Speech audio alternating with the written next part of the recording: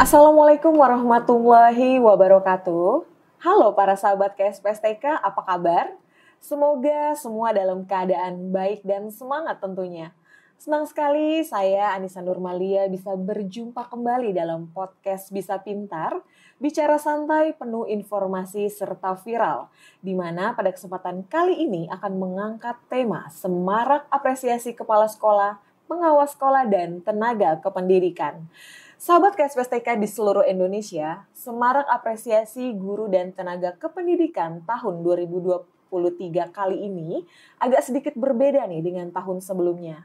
Jika tahun lalu apresiasi GTK inspiratif diberikan kepada pendidik dan tenaga pendidikan yang telah menerapkan Merdeka Belajar, tentunya pada konteks pembelajaran berdiferensiasi yang berpusat pada peserta didik. Nah, untuk tahun ini seperti apa? Biar nggak penasaran, pada kesempatan ini kami sudah mengundang nih narasumber yang sudah tidak asing lagi bagi sahabat KSPSTK, karena beliau merupakan leader dari apresiasi GTK Inspiratif 2022 di Direktorat KSPSTK. So, langsung saja kita ngobrol bersama Bapak Dr. Cepi Triyatna. Halo Pak Cepi. Halo Malia. Apa kabar nih Pak Cepi? Alhamdulillah baik. Bagaimana kabarnya Malia? Alhamdulillah saya juga sehat Pak Cepi. Ini sudah sekian purnama ya kita nggak pernah ketemu Pak Cepi. Dan kita ketemu lagi di tahun ini ya. Sebelumnya saya terima kasih banyak Pak Cepi mau meluangkan waktu hadir di podcast kami, di podcast Bisa Pintar.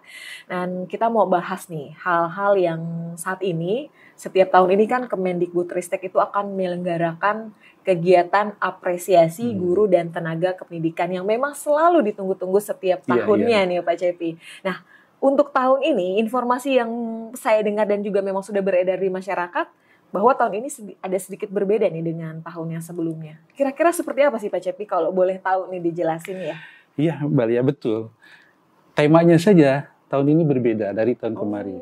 Tahun kemarin pembelajaran yang berdiferensiasi. Tahun ini temanya adalah ciptakan pembelajaran berkualitas melalui kurikulum merdeka. Kategorinya tahun ini bervariasi. Kalau tahun kemarin hanya satu kategori, yaitu GTK Inspiratif, tahun ini menjadi 4. Apa yang 4 itu? 1, GTK Inovatif. Yang kedua, GTK Dedikatif. Yang ketiga, GTK Inspiratif. Dan yang keempat, Terima Kasih Guruku. Nah, khusus untuk Direktorat KSPSTK, tahun ini menambah atau melibatkan tendik. Ada 4 yang dilibatkan tahun ini. Pertama, tenaga administrasi sekolah. Yang kedua, tenaga laboratorium sekolah. Yang ketiga, tenaga perpustakaan sekolah. Dan yang keempat, kepala satuan PAUD. Ini 4 yang baru di tahun ini. Tahun kemarin tidak ada. Oh, wah, berarti menarik sekali ya. Dan sepertinya akan menjadi kabar yang sangat baik buat para tenaga kependidikan ya Pak Cepi ya. Karena kan memang yang selama ini kami tahu ya, mungkin untuk apresiasi entah tahun kemarin atau tahun-tahun sebelumnya mereka pernah dilibatkan atau tidak. Iya, pernah dilibatkan. Oh, pernah ya? Pernah dilibatkan. Tapi tahun ini sudah jelas sekali mereka dilibatkan ya dalam apresiasi ini. Oke. Pak Cepi, kalau tadi kan Pak Cepi menjelaskan nih terkait tema dan juga kategorinya untuk tahun ini. Jadi tadi ada inovatif, kemudian juga ada dedikatif, inspiratif, dan juga ada satu kategori baru nih, yaitu Terima Kasih Guru. Nah, mungkin para sahabat KSPSTK kan masih bingung nih Pak Cepi. Boleh nggak dijabarkan satu persatu kira-kira penjelasan dari kategori tersebut? Silakan. Ya, baik Mbak Lia, sahabat KSPSTK perlu dipahami mengenai 4 kategori ini supaya nanti sahabat KSPSTK kalau akan mengirimkan karya untuk mengikuti program ini bisa sesuai. Yang pertama yang disebut dengan GTK Inovatif. Apa itu GTK Inovatif? GTK Inovatif itu adalah GTK yang selalu melakukan upaya memperbaharui strategi dan mencoba hal baru dengan menggunakan teknologi dalam menerapkan kurikulum merdeka sesuai dengan bidang tugasnya. Selain itu, membudayakan refleksi dan evaluasi untuk melakukan transformasi secara berkelanjutan. Nah, itu kategori pertama yang disebut dengan GTK Inovatif. Kategori kedua, Mbak Lia, ada yang disebut dengan GTK Dedikatif. Apa itu GTK Dedikatif? GTK Dedikatif itu adalah GTK yang mengutamakan pengorbanan tenaga pikiran, waktu, dan selalu mengabdikan dirinya untuk mengimplementasikan kurikulum merdeka demi keberhasilan pendidikan. GTK yang juga siap menghadapi tantangan dan tangguh menghadapi kesulitan dalam pendidikan yang berorientasi pada peserta didik di daerah khusus dengan atau tanpa menggunakan teknologi. Sahabat KSPSTK, kategori yang ketiga adalah GTK inspiratif.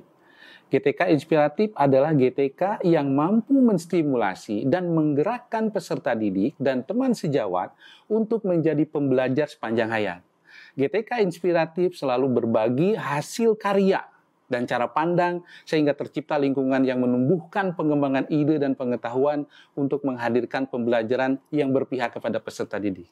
Nah, yang keempat, kategori yang keempat adalah terima kasih guruku. Ini baru sekali. Apa itu terima kasih guruku?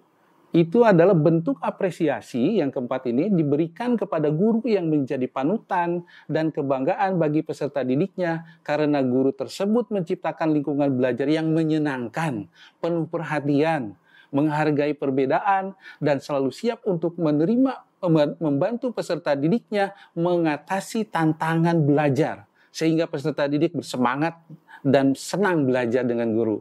Ucapan terima kasih peserta didik kepada guru diekspresikan dalam bentuk foto dan atau video yang diunggah di Instagram masing-masing. Itu 4 kategori. Wah, ternyata ini luar biasa sekali ya, 4 kategori tersebut ya.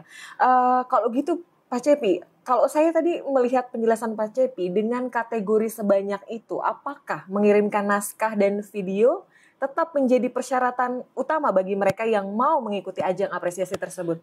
Iya, betul Mbak Lia.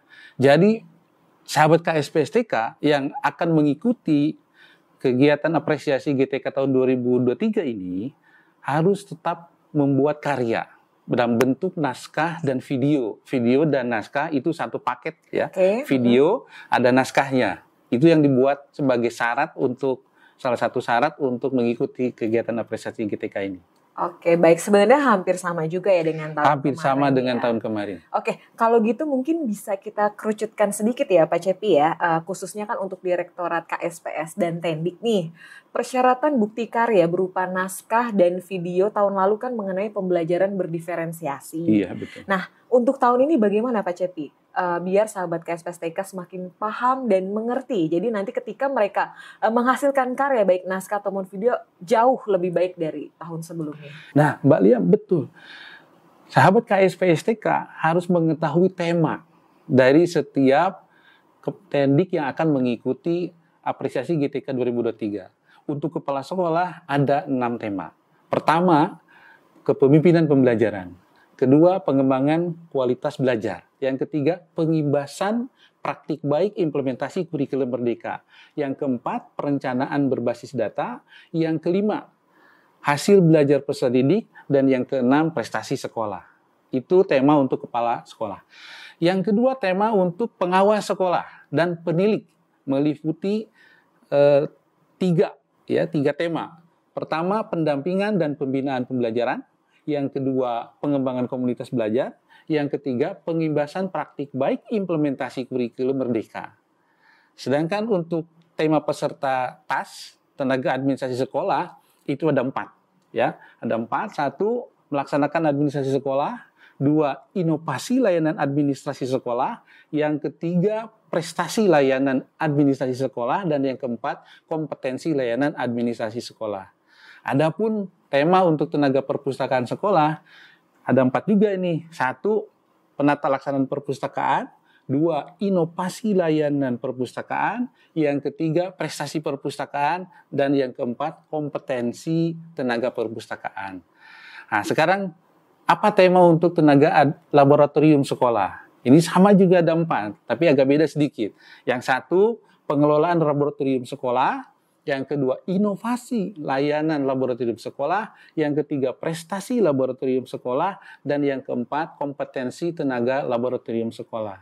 Dan yang terakhir, untuk tema Kepala Satuan PAUD, ya, Kepala Satuan PAUD ini ada 5. Ya, ada 5. Pertama, pengelolaan administrasi Satuan PAUD. Yang kedua, inovasi layanan Satuan PAUD. Yang ketiga, prestasi pengelolaan Satuan PAUD. Yang keempat, pengelola satuan PAUD. Yang kelima, keterlibatan dalam program yang mendukung kemajuan sekolah, termasuk dalam implementasi kurikulum Merdeka. Nah, tapi sahabat KSPSTK tidak usah khawatir, tidak membuat semua tema. Jadi hanya memilih salah satu saja temanya. Oh, nah dari tadi itu yang saya khawatirkan ya. Saya agak riskan juga mendengar penjelasan dari Pak Cepi nih, tema dari masing-masing kategori itu temanya lumayan banyak ya. Banyak. Jadi saya berpikir bagaimana nih nanti sahabat KSPSTK, agak takut juga dong nanti mereka bingung gitu kan. Apakah setiap kategori itu harus memasukkan semua unsur tema tersebut? Nah, enggak begitu Mbak Lia. Jadi sahabat KSPSTK yang akan membuat karya, pilih aja salah satu ya. Salah satu tema dari tema yang tadi disebutkan. Lalu kalau harus membuat, wah pasti nyonyor itu. Kenapa nyonyor? Berat sekali harus membuat semua tema. Itu bisa jadi karya tulis ilmiah yang luar biasa. Tapi hanya satu saja ya. Satu yang sesuai dengan tugas masing-masing dan itu ada di keseharian mendukung kurikulum Merdeka. Oke, baik. Sebentar nih, berarti izin ya Pak Cepi, saya mengulangi dan menegaskan kembali ya, bahwa berarti mereka hanya perlu memilih hanya salah satu tema yang ada di masing-masing kategori tersebut, oke? Betul, itu betul. Oke, baik. Kalau begitu, begini Pak Cepi, untuk bisa mengikuti kegiatan apresiasi GTK tahun ini ya, kan memang perlu membuat karya dalam bentuk naskah dan juga video, tapi mungkin bisa nggak Pak Cepi diuraikan, dijelaskan secara singkat aja sebenarnya seperti apa video dan naskahnya gitu? Oke, baik Mbak Lia. Sahabat KSPSTK perlu dipahami juga ya, isi dari karya itu apa? Isi dari karya itu ada dua, tadi disebutkan, ada video dan ada naskah. Nah, video itu apa? Video itu berisi praktik baik yang dilakukan oleh kepala sekolah, pengawas sekolah, tenaga laboratorium sekolah, tenaga administrasi sekolah, tenaga perpustakaan sekolah, dan kepala satuan PAUD ya, dalam bentuk tema-tema, salah satu tema tadi untuk mendukung implementasi kurikulum mengajar di satuan pendidikannya masing-masing. Lalu video memvisualkan aktivitas yang tidak mengandung, jangan sampai nih ya, isi videonya mengandung unsur sara, nggak boleh itu. Porno aksi itu juga nggak boleh. Pornografi, radikalisme dan intoleransi. Perhatikan ya, unsur-unsur tersebut jangan sampai ada pada video yang dibuat oleh sahabat KSPSTK. Yang ketiga, durasi videonya antara 5 sampai 10 menit dan tanpa musik latar. Sebentar Pak Cepi, kita hold dulu nih. Ini tanpa musik latar maksudnya seperti apa nih? Ya, tahun kemarin kita mendapati video yang disertai iringan musik instrumen atau lagu tertentu. Dan ternyata lagu atau iringan musiknya lebih keras daripada suara yang bersangkutan. Pada akhirnya kami berkesulitan untuk menilai. Jadi suara-suara itu tidak boleh dimasukkan di dalam video itu. Oke, berarti tanpa musik latar ya Pak Cepi? Tanpa musik latar. Oke, baik. Sorry Pak Cepi, ini tadi sempat bahas mengenai durasi waktunya ya? Nah, iya, durasinya 5-10 menit. 5-10? Kalau misalnya kurang dari 5 atau lebih dari 10 itu bagaimana Pak Cepi? Nah, ini adalah suatu hal yang sulit sebenarnya. Betul, ya. Kan kadang-kadang kalau sudah bikin kan kita nggak terasa nih waktunya. Gimana apalagi sahabat KSPS pasti ingin mengungkapkan atau membuat video yang terbaik. Betul sekali. Semua pengalaman ingin ditumpahkan dalam satu video, tetapi itu akan sangat menguras waktu. Tetap hanya satu tema saja yang diambil dengan durasi 5-10 menit. Nah, apakah bisa nggak 8 menit dia itu masih di antara itu? Bagaimana kalau 11 menit? Usahakan 10 menit. Kalaupun tidak bisa ya enggak apa-apa. Lebih sedikit enggak apa-apa. Oh, berarti kalau lebih sedikit aja gitu ya. Masih boleh lah masih gitu. Boleh. Ya. Ini baik sekali jurinya berarti. Iya. Saya jelaskan dulu tentang naskah ini. Iya. Jadi yang kedua, video yang pertama video, setelah video dibuat, maka sahabat KSPSTK harus membuat naskahnya ya. Naskah dalam bentuk dokumen tertulis yang berisi mengenai isi video itu sebenarnya, tetapi ada rambu-rambu yang harus dipahami. Pertama mengenai naskah asli ya, itu bukan plagiasi dari karya orang lain. Ya. Yang kedua itu naskah. Jadi setiap peserta harus membuat naskah dalam bentuk dokumen tertulis ya, tapi harus diketahui rambu-rambunya. Oh, ada rambu-rambunya juga? Ada rambu-rambunya. Udah kayak peraturan jalanan. Iya. Ini rambu-rambunya supaya praktik baik yang dituliskan itu bisa sesuai. Ada rambu-rambunya. Pertama, naskah asli bukan plagiasi ya. Bukan hasil karya orang lain, tapi karya sendiri. Jadi mencerminkan apa yang dilakukan keseharian. Yang kedua, naskah harus relevan dan menjelaskan video yang diunggah. Jangan sampai antara video dengan naskah adalah dua hal yang berbeda. Itu sebenarnya naskah itu menjelaskan isi video, tetapi di dalam bentuk tulisan. Maaf nih Pak, memang ada Pak yang nggak sinkron antara naskah sama video? Tahun kemarin masih banyak. Baik. Yang begitu, memang banyak yang masuk, tapi juga itu akhirnya tersortir. Nah, kita berharap tahun ini kualitasnya sudah jauh lebih baik karena sudah disampaikan lebih dini ya terkait dengan rambu-rambu ini. Yang ketiga, panjang naskah minimal 1.500 kata dan maksimal 2.000 kata atau sama dengan 6 sampai 8 halaman. Jadi boleh 6 halaman, 7 halaman atau 8 halaman maksimal. Yang keempat, naskah diketik rapi dalam format file Word ya dengan layout kertas berukuran A4, jarak tepi kiri 4 cm, atas 4 cm, kanan 3 cm, lalu bawah 3 cm. Jenis hurufnya Times New Roman dengan ukuran 12 ya. Dan spasi menggunakan 1,5. Itu panduan untuk naskah diketik. Lalu yang kelima, naskah meliputi bagian identitas ya. Identitas ini ada di situ judulnya apa, nama lengkap, sekolahnya nama sekolahnya apa, surel, email yang dimiliki oleh pengirim. Lalu pendahuluan, isi dan penutup dengan gaya penulisan bebas. Jadi nggak terlalu kaku. Ya, jangan sampai di situ harus terlalu kaku seperti menulis jurnal enggak. Oh, enggak ya. Enggak, jadi lebih bebas menguraikan atau menjelaskan, mendeskripsikan apa keseharian yang dilakukan oleh Tendik. Ya. Yang penting tetap memperhatikan rambu-rambu itu. Iya, rambu-rambu ini mesti diikuti oleh semua sahabat KSPS ketika akan membuat naskah. Ya. Yang keenam, substansi naskah disajikan secara tertulis yang menjelaskan. Pertama, ini disebutnya STAR ya. Istilah STAR ini sudah dikenal barangkali dari guru-guru kita, khususnya guru penggerak, karena ini menjadi bagian penting dalam proses menjadi guru penggerak. Pertama, situasi S. Pertama, situasi terkait kondisi yang menjadi latar belakang masalah, mengapa praktik baik ini penting, dan atau apa yang menjadi peran dan tanggung jawab peserta dalam praktik itu. Yang kedua, STAR ya, T, itu adalah tantangan. Ini terkait apa yang menjadi tantangan untuk mencapai tujuan praktik tersebut, dan atau siapa saja yang terlibat dalam praktik tersebut. Nah, ST, sekarang A. A-nya itu aksi ya. Ini terkait dengan langkah-langkah yang dilakukan untuk menghadapi tantangan. Strategi apa yang digunakan, bagaimana pelaksanaannya, siapa yang terlibat, dan atau apa saja sumber daya atau materi yang diperlukan untuk melaksanakan strategi ini. Jadi ini analisis nih. Dan yang terakhir, L, refleksi. Ini terkait dengan hasil dan dampak. Sejauh mana apa yang sudah dilakukan ini berhasil dan ada dampaknya dari langkah-langkah yang dilakukan. Apakah hasilnya efektif atau tidak efektif? Lalu alasannya kenapa sih efektif? Nah, gitu diuraikan.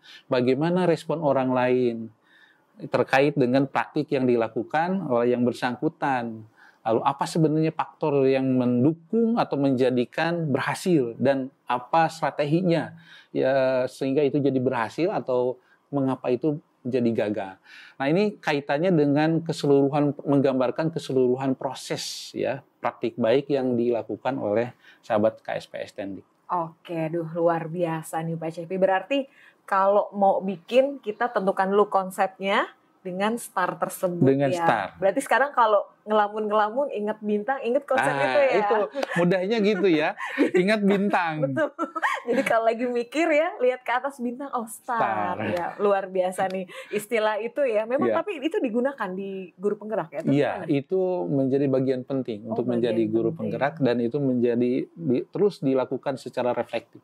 Oh, oke. Berarti tapi diimbaskan ya konsep itu ya ke yang lain ya. Ke yang lainnya. Pak Cepi juga menggunakan konsep itu nggak nih? Iya, Kalau ada masalah pasti itu dijadikan sebagai acuan. Acuan ya, oke, baik kalau gitu. Pak Cipi, ini tadi udah ngobrol penjelasannya lumayan panjang ya. Boleh dong izin kita ngopi dulu kali ya. Ini di depan sudah ada kopi nih. Sayang banget kalau nggak kita nikmatin. Kopi yang luar biasa Mbak Lia. Iya, betul. Nikmat sekali nih kopinya ya. Iya benar. Dan nikmat juga pembahasan kita nih Pak Cepi ya. Iya. Kalau kopi nikmat, kalau pembahasan renyah. Baik. Dan memang kan soalnya ini pembahasan yang memang ditunggu-tunggu nih oleh sahabat KSP STK. Jadi harapan kami sahabat KSP STK yang menyimak podcast kita nih Pak Cepi ya bisa mengambil manfaat dan juga yang masih galau, masih bingung tercerahkan nih ya nggak Pak Cepi? Iya betul. Oke, baik. Tadi Pak Cepi sudah sampaikan tema ya, kategori, lalu juga tadi aspek-aspek dalam penulisan naskah dan juga video. Nah, saya mau nanya nih, untuk penilaian nih Pak Cepi ya. Kalau penilaian katanya tahun ini ada 2 nih ya. Tahap pertama penilaian di tingkat provinsi dan tahap kedua penilaian di pusat. Iya. Nah, boleh nggak dijelasin nih Mbak Cepi? Maksudnya tuh kan kalau misalnya dilihat katanya nih ya, saya nggak tahu nih ya, kayak makanya saya undang Pak Cepi nih. Dari proses penilaian itu dimulai dari proses penilaian administrasi, penilaian substansi, penilaian kelayakan, serta penilaian presentasi dan wawancara. Nah, boleh nggak nih dijelasin sebenarnya maksud dari masing-masing penilaian di provinsi dan pusat itu seperti apa sih Pak Cepi? Oke, baik Mbak Lia. Tahun ini kita melibatkan unit ya di bawah Kementerian Pendidikan Kebudayaan Ristek. Apa yang dimaksud adalah Balai Besar Guru Penggerak yang sering disingkat BBGP atau Balai Guru Penggerak BGP yang ada di masing-masing provinsi. Jadi tim BBGP dan tim BGP yang akan melakukan penilaian atau seleksi pada level provinsi. Nah, di pusat itu merupakan penilaian yang dikirim mewakili dari masing-masing provinsi tersebut. Tetapi aspek penilaiannya sama. Di provinsi atau yang dilakukan oleh BBGP, kawan-kawan di BBGP dan BGP itu pertama menilai administrasi, ya, kelengkapan administrasinya memenuhi syarat atau tidaknya. Setelah tersaring, maka dilakukan yang kedua penilaian substansinya. Itu ada di naskah dan di video. Lalu yang ketiga melakukan penilaian wawancara dan presentasi. Sebelum wawancara dan presentasi, nanti BBGP itu akan menilai kelayakan. Jadi melalui kelayakan ini dipastikan bahwa setiap peserta layak ya, tidak memiliki hal-hal yang menunjukkan nanti dia misalkan ada kecacatan dalam hukum, asusila dan lain-lain. Itu kan bahaya itu. Nah, itu dipastikan melalui penilaian kelayakan. Adapun di pusat, penilaiannya itu hanya dalam bentuk 2 ya. 2, yang pertama penilaian substansi, yaitu menilai naskah dan video. Yang kedua menilai presentasi dan wawancara. Oke, wah, tapi biar nggak salah ya. Kalau tadi saya juga mau tahu nih Pak Cepi, tadi kan banyak juga ya penilaian unsurnya. Nah, kalau penilaian administrasi itu seperti apa sih Pak? Ya, nah penilaian administrasi itu ada 5 unsur. Oh, ada 5? Ada 5 banyak unsur. Banget ya Pak. Ya, sebenarnya ini untuk melihat kecocokan saja. Bahwa yang bersangkutan adalah betul-betul KSPS atau Tendik. Ya, kalau unsur administratif tidak terpenuhi, jangan-jangan gitu. Dia memang bukan dari unsur tersebut. Jangan ada yang terselubung.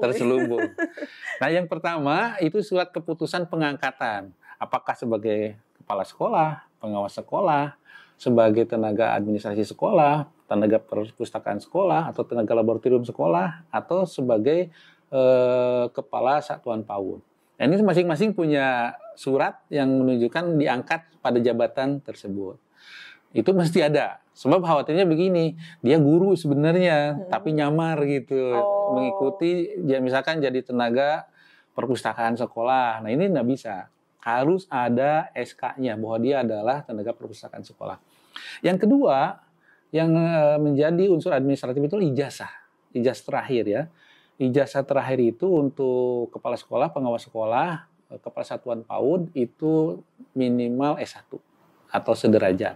Sedangkan untuk tenaga administrasi sekolah, tenaga laboratorium sekolah, dan tenaga perpustakaan sekolah itu minimal SMA sederajat. Lalu yang ketiga, surat keterangan aktif bertugas dan berkelakuan baik dari atasan langsung. Itu mesti ada. Yang keempat, surat pernyataan bahwa karya praktik yang dibuat itu bersifat asli atau original. Bukan duplikasi dari orang lain, ini temannya tahun kemarin ikut. Nah, itu nggak original, dia buat salinan, nah itu nggak boleh. Tidak ada unsur sara, perundungan, porno aksi, pornografi, dan yang terakhir, ada dokumen, video, dan naskah. Oke, wah berarti banyak juga ya Pak Iya, Cepi 5 ada unsurnya. 5. Tapi tadi saya sempat sedikit mengulik ya Pak Cepi bahwa Tendik itu ya kan sekarang karena dilibatkan di tahun ini ya. Iya. Tadi ada tenaga laboran, tenaga perpustakaan sekolah, lalu juga ada tenaga administrasi sekolah dan juga ada kepala satuan PAUD. Nah, itu unsur itu tadi Pak Cepi sempat sampaikan tidak boleh dari unsur guru gitu. Iya. Nah, berarti betul. mungkin bisa ditegaskan kali Iya, ya. Karena betul. mungkin ada yang bingung juga. Oh, saya guru tapi saya juga jaga tenaga perpus nih. Gimana nih Pak Cepi, boleh ikutan nggak gitu? Jadi Mbak Lia memang ada kategori secara khusus untuk guru. Oke. Ya, ada peran yang ingin justru dikuatkan pada guru, yaitu sebagai implementasi kurikulum merdeka di kelasnya masing-masing. Itu kategori yang berbeda. Oh gitu. Jadi kalau menyamar nggak boleh. Jadi biarkan tahun ini tenaga pendidikan menyalurkan ide praktek baiknya, inovasinya yang sudah mereka lakukan selama ini ya. Jadi berikan kesempatan full untuk mereka gitu ya. Tepat sekali. Oke, baik, luar biasa ya. Oke, kalau tadi sudah penilaian administrasi, lantas bagaimana dengan penilaian substansinya? Nah, iya. Untuk penilaian substansi, sahabat KSPSTK ada 4 komponen yang dinilai. Banyak juga ya, Pak Cepi? Iya, banyak, tapi sedikit sebenarnya. Sedikit. Hanya 4 ya. Pertama, originalitas karya. Itu mesti mutlak ya. Bahwa karya yang dibuat itu betul-betul nyata, yang dilakukan. Jangan membuat karya sebenarnya tapi yang dipikirkan saja, tapi belum pernah dilakukan. Bohong berarti itu. Oh, itu juga nggak boleh? Nggak boleh. Ini karya nyata. Artinya karya orisinal yang dilakukan keseharian oleh yang bersangkutan.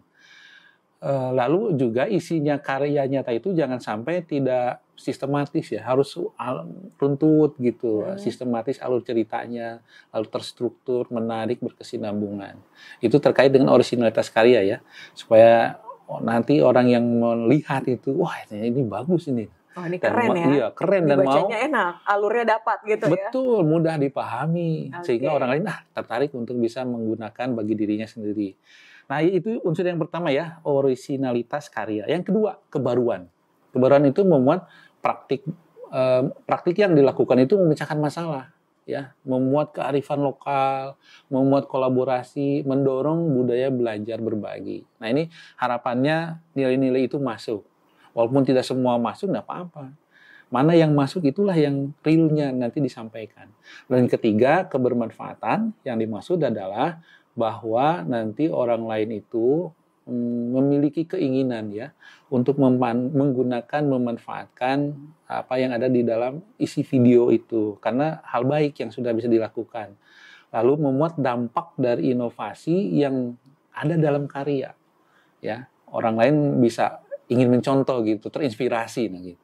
Dan yang keempat, literasi digital. Nah, ini yang dimaksud adalah pemanfaatan media digital, teknologi informasi dalam pelaksanaan tugas. Dengan platform Merdeka Mengajar sekarang, wah ini sedang difasilitasi. Dan mereka banyak berselancar di platform tersebut. Luar biasa sekarang ini. Baik. Pak Cepi, cuma tadi kayaknya sedikit bahas tentang originalitas ya. Karena itu pasti selalu menjadi poin dasar yang sering ditemukan gitu ya Pak Cepi ya. Jadi bahwa sedikit meniru itu juga nggak boleh Pak Cepi. Sedikit aja gitu. Apa tim juri ini langsung jeli ya melihat, wah ini bukan karyanya dia gitu ya. Jadi Mbak Lia, tim penilai itu yang tahun kemarin ya ikut lagi tahun sekarang dengan tambahan-tambahan sekarang karena banyak kategorinya itu sudah membaca satu persatu sehingga ketika melihat apakah di judul, apakah di naskah, apakah di videonya kok ini sama gitu ya, itu ketahuan. Tahun kemarin juga begitu ya? Ada juga yang ketahuan begini, dia originalitas itu mengambil dari temannya. Oke. Nah, itu tidak orisinil. Sayang sekali ya Pak Cepi. Sayang sekali, itu kan membohongi diri sendiri dan juga membohongi orang lain. Oke, baik. Berarti memang karya yang mereka buat harus benar-benar murni hasil karya mereka sendiri ya Pak Cepi? Betul, harus murni karya sendiri. Oke, kan nanti kan karya itu bisa menjadi selain memang pengalaman juga akan menjadi sebuah mahakarya besar ya Pak Cepi? Betul, akan menjadi inspirasi atau mahakarya yang akan diteladani atau dicontoh tidak hanya oleh lingkungan sekitar, bahkan ini sekarang se-Indonesia. Dan seumur hidup. Dan seumur hidup. Luar biasa sekali ya Pak Cepi. Makanya mungkin perhatikan lagi rambu-rambunya ya, bikinnya betul. Ya. Jadi nih luar biasa. Oke, baik Pak Cepi, kalau tadi kita sudah bicara ya aspek penilaian. Nah, ini ada lagi nih unsur penilaian presentasi dan wawancara. Seperti apa sih Pak Cepi, dan juga selain itu tadi ada penilaian kelayakan ya? Iya, itu betul. Yang agak sedikit masih bingung juga sih. Ya. Mungkin boleh nggak dijelasin maksudnya seperti apa Pak Cepi? Baik Mbak Lia, sahabat KSPSTK, penilaian kelayakan itu adalah penilaian yang akan dilakukan di tingkat provinsi. Di tingkat pusat tidak ada. Oh, di pusat nggak ada? Tidak ada. Penilaian ini yang dimaksud adalah untuk sebelum ditetapkan peserta 10 terbaik pada tingkat provinsi, itu harus memenuhi dulu syarat kelayakan. Kalau dia tidak layak menurut unsur yang ada di lapangan, itu batal. Walaupun karyanya bagus, ya, tetapi ternyata dia sering ngebully di sekolahnya. Itu nggak boleh. Nah, itu mereka tahunya dari mana Pak Cepi? Nah, itulah yang disebut dengan penilaian kelayakan. Nanti tim BBGP atau tim BGP ini akan turun langsung ke lapangan di mana peserta itu berada dan akan meng-cross-check. Betul tidak ya? Gitu. Betul tidak ya karya ini karya orisinalnya? Betul nggak ada ya tidak memiliki kepantasan? Berarti boleh dibilang mereka punya tim investigasi ya? ya. Memang supaya maksudnya ini layak nggak gitu ya? Memang nanti akan ada petugas yang akan dikirim, ditugaskan, itu dari unsur dinas ada, dari unsur BBGP dan BGP juga ada. Nah, itu yang terkait penilaian kelayakan. Adapun penilaian presentasi dan wawancara ini akan mengukur menilai 3 aspek. Pertama, penguasaan substansi video dan naskah. Jadi ketika dia presentasi dan wawancara itu betul nggak dia menguasai. Videonya bagus, naskahnya bagus, tapi ketika presentasi kok nggak nyambung aja. Ada juga yang kayak gitu? Ada juga. Ada juga. Jadi ketika tahun kemarin tuh sudah tampil ya, kok berbeda yang disampaikan, didalami tambah berbeda lagi. Kecurigaan mulai muncul. Jangan-jangan ini dibuatkan oleh orang lain, lalu dia hanya sekedar mengikuti saja. Nah, ini yang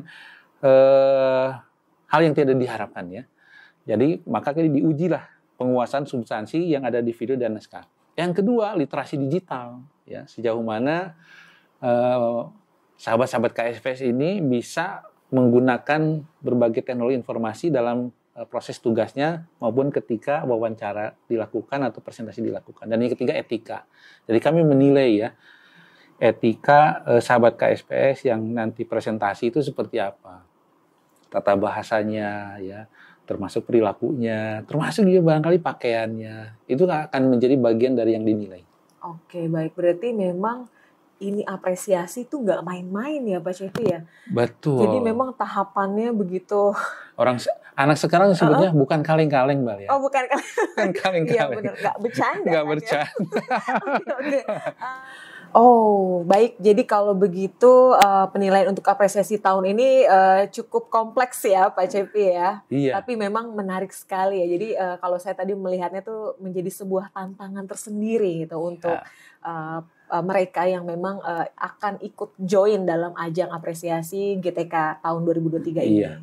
Oke Pak Cepi, ini kan pendaftaran apresiasi GTK tahun 2023 ini kan sudah dibuka ya sejak tanggal 7 September hingga 8 Oktober 2023. Pertanyaannya nih, apakah mereka yang dulu pernah mengikuti apresiasi HGN pada tahun 2021 dan juga 2022 masih boleh mengikuti apresiasi HGN di 2023 ini? Ya, ini barangkali ditunggu juga ya bagi sahabat KSP STK yang ikut di 2021-2022. Jadi begini, Mbak Lia, peserta apresiasi HGN 2021-2022 yang masuk pada kategori 10 ranking 1 sampai 10 itu tidak diperkenankan untuk mengikuti kegiatan di 2023 pada kategori yang sama. Tapi kalau dulu pernah ikut sebagai kepala sekolah dapat 10 terbaik, tapi sekarang jadi pengawas sekolah. Nah, itu boleh. Oh, tapi yang penting beda kategori. Beda kategori karena perannya juga sudah berbeda. Betul. Ini barangkali untuk pemerataan, Mbak Lia. Oh iya benar ya Pak ya. Jadi semua bisa merasakan pernah mengikuti apresiasi guru dan tenaga kependidikan. Lantas Pak Cepi, bagaimana nih untuk tata cara pendaftarannya? Seperti apa ya Pak? Karena kan sudah tidak terkoordinir di pusat nih ya. Iya, betul. Dengan adanya unsur pelibatan UPT dalam hal ini BBGP dan juga BGP setempat ya. Bagaimana Pak? Iya. Nah, sahabat KSP STK, Mbak Lia, memang untuk daftar ini sebenarnya mudah. Bisa dilihat di gambar ya, di slide. Gambar berikut itu menunjukkan bahwa yang pokok adalah peserta masuk ke laman, nanti tinggal ikuti prosedurnya, tahapan demi tahapan. Mengisi formulir, lalu gunakan akun belajar ID-nya, itu sebagai akunnya. Kalau sudah punya, ya tinggal langsung mengisi. Ya. Nah, kalau belum punya, Pak? Nah, kalau belum punya, ini kesempatan bagi sahabat KSP STK yang belum punya akun ID, ya, akun belajar ID, itu mengajukan dulu. Nanti di https belajar ID secara mandiri. Buka saja gitu. Nanti masukkan pengusulannya, nanti akan diverifikasi oleh admin di kementerian. Tinggal menunggu saja dia. Ya, menunggu nanti kalau verifikasi admin itu ada balasan dalam email, tinggal cek email, oh sudah ada balasan. Nah, tinggal diaktifasi saja. Oke, baik. Berarti sebenarnya pada prinsipnya semua ada di dalam website ya? Ada di website. Oh, jadi sahabat KSPSTK lihat aja. Iya, harus buka detail dulu. Harus buka ya. Jadi jangan dijelasin di sini semuanya. Jangan dijelasin semua di sini. Nanti mereka nggak mau buka. Oke, baik Pak Cepi. Ini kan saya ngelihat ada kategori berdedikasi nih, ya kan? Mungkin sahabat KSPSTK yang ingin mengikuti, namun kan ada sedikit keterbatasan nih Pak Cepi. Bagaimana nih Pak Cepi memandangnya? Iya. Nah, Mbak Lia, ini yang menarik ya, sahabat KSP STK, untuk kategori dedikasi ini agak atau bisa dikategorikan lebih simpel. Ya, kita memahami bahwa dedikasi ini diperuntukkan bagi sahabat-sahabat yang berada di daerah-daerah khusus ya. Daerah khusus ini memang banyak keterbatasan. Ya. Apakah keterbatasan dalam bentuk teknologinya, dalam bentuk media bahan, dan banyak hal. Karena itu bisa jadi boleh ya diperbolehkan untuk kategori dedikasi itu GTK-nya sendiri yang mendaftar atau didaftarkan oleh orang lain atau pihak lain. Oh, boleh? Boleh. Oke, baik. Misal, wah ini ada komite melihat kepala sekolah yang begitu berdedikasi, tapi dia nggak mau sebenarnya, kepala sekolahnya nggak mau ikutan. Inisiatif kepala sekolah, komite sekolah atau orang tua atau pengawasnya atau dinasnya. Ini inisiatif untuk mendaftarkan. Nah, boleh begitu, didaftarkan saja oleh pihak-pihak tersebut sehingga nanti setelah didaftarkan nanti akan diverifikasi oleh tim dari BBGP atau BGP. Nah, nanti lebih lanjut setelah mereka teridentifikasi oleh tim BBGP atau BGP, mereka akan didaftarkannya oleh tim BBGP dan BGP di aplikasi. Oh, begitu. Jadi alhamdulillah ya Pak Cepi ya. Jadi apresiasi tahun ini mengakomodir semua kondisi ya Pak Cepi. Betul Mbak Lia. Oke, saya senang sekali mendengar hal ini ya. Oke, nanti gini Pak Cepi, bagaimana untuk sahabat KSPSTK nih, apalagi Tendik yang tahun ini kan baru bergabung. Kira-kira nih Pak Cepi, ini saya mau nanya strategi sebenarnya. Strategi Jitu supaya bisa lolos seleksi seperti apa nih Pak Cepi? Oke. Baik, nah ini penting juga ya Mbak Lia. Barangkali di antara sahabat KSPSTK menganggap ini hal yang rumit untuk ikut apresiasi GTK 2023. Padahal enggak. Itu hal yang mudah ya. Jadi sebenarnya mudah itu begini. sahabat KSPSTK tinggal menuangkan saja apa yang dilakukan sehari-hari untuk mendukung implementasi Merdeka Belajar dalam implementasi kurikulum Merdeka di satuan pendidikan sesuai dengan tugasnya. Kepala sekolah kah? Apakah pengawasnya, tenaga administrasi sekolahnya, tenaga laboratorium atau tenaga perpustakaan, termasuk juga untuk kepala satuan PAUD. Ya tinggal itu apa sih tugas-tugas saya yang dilakukan. Nah itu dibuat dalam bentuk video dan naskah. Asal ikut saja panduan, ya itu potensi lolosnya luar biasa, tinggi. Wah, menarik sekali nih strategi yang diberikan oleh Pak Cepi. Jadi, sahabat KSPSTK, tunggu apa lagi? Kita sudah dapat penjelasan dan juga strateginya. Usah lagi ragu dan bimbang, segera daftarkan diri melalui laman apresiasi GTK tahun 2023 di gtk.kemdikbud.go.id/apresiasi-GTK. Tunjukkan karya terbaik dari sahabat KSPSTK semuanya melalui apresiasi GTK tahun 2023 yang inovatif, dedikatif, dan inspiratif. Bergerak bersama, rayakan Merdeka Belajar. Baik sahabat KSPSTK, Pak Cepi, mungkin sebelum berpamitan, boleh dong nih memberikan closing statement nih untuk menyemangati para GTK, khususnya sahabat KSPSTK di seluruh Indonesia. Oke Mbak Lia, saya akan memberikan pantun untuk sahabat KSPSTK ya. Oke, untuk boleh, menyemangati boleh. ini. Boleh, baik. Silahkan Pak Cepi. Ke Melawai, Cikini, dan Gondang Dia. Cakep. Membeli ragi untuk ditukar dengan lampu pijar. Cakep. Wahai para tendik yang berbahagia, mari kita bersinergi untuk mewujudkan Merdeka Belajar. Cakep, keren sekali nih Pak Cepi. Wah, terima kasih Pak Cepi ya. Sungguh nih closing statement-nya luar biasa sekali ya. Semoga benar-benar bisa menginspirasi para sahabat KSPSTK semua. Baik sahabat KSPSTK, kami pamit undur diri. Sekali lagi terima kasih nih Pak Cepi untuk kehadirannya di podcast Bisa Pintar ya. Salam sehat selalu tentunya ya. Baik, dan untuk sahabat KSPSTK, kita undur diri dan sampai jumpa kembali pada podcast Bisa Pintar selanjutnya. Salam pelopor transformasi pendidikan.